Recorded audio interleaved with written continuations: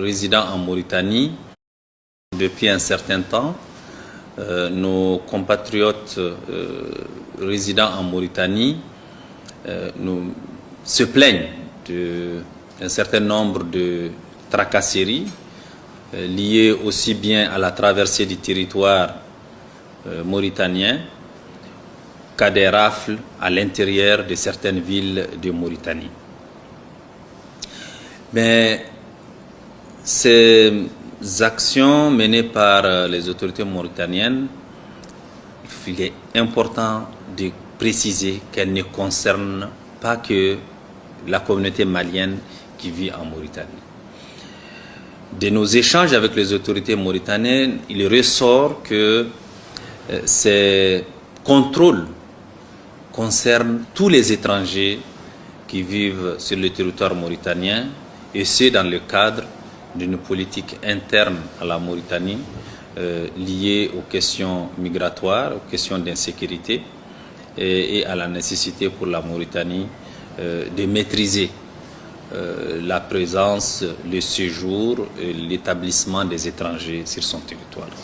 Voilà un peu la situation, mais en même temps nous assistons depuis le 2 mars à une arrivée importante de Maliens en provenance de la Mauritanie et qui arrivent au poste frontalier de Gogui. Dès que nous avons eu connaissance de leur arrivée à Gogui, j'ai dépêché une délégation du ministère des Maliens établis à l'extérieur, dirigée par le délégué général des Maliens de l'extérieur. Cette mission est arrivée à Gogui et un accueil digne a été réservé à nos compatriotes qui sont arrivés à Gogui et un appui matériel financier également a été apporté. Et plus que cela, nous avons mis en place un dispositif pour que les éventuels arrivants puissent bénéficier à leur tour d'un accompagnement à leur arrivée. Je voudrais faire un rappel.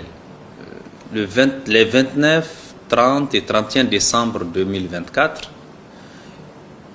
j'ai été porteur du message du président de la transition, le général d'armée Assimi Goïta, à son frère, le président Cheikh El-Ghazouani, président de la République islamique de Mauritanie. Porteur de message, j'ai transmis le message, mais également j'ai eu des échanges avec son Excellence le président mauritanien pour porter à sa connaissance un certain nombre de préoccupations que vivent nos compatriotes. Il a instruit à ce que les problèmes, les préoccupations des Maliens soient recensées et qu'elles lui soient transmises. Et depuis lors, un certain nombre de décisions ont été prises.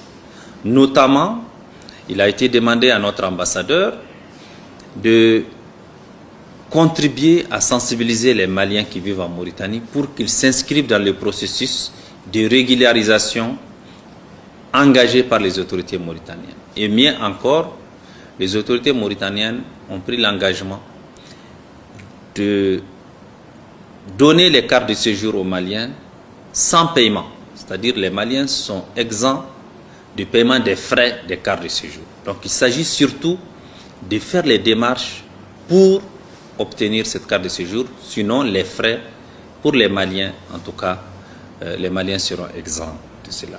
À ce titre-là, je voudrais encore insister là-dessus. Il n'y a pas de chasse ciblée contre les Maliens en Mauritanie.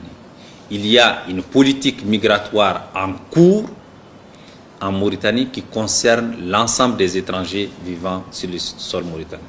Mais pour ce qui nous concerne, notre mission et notre devoir, c'est d'assister et de protéger les Maliens partout où ils sont.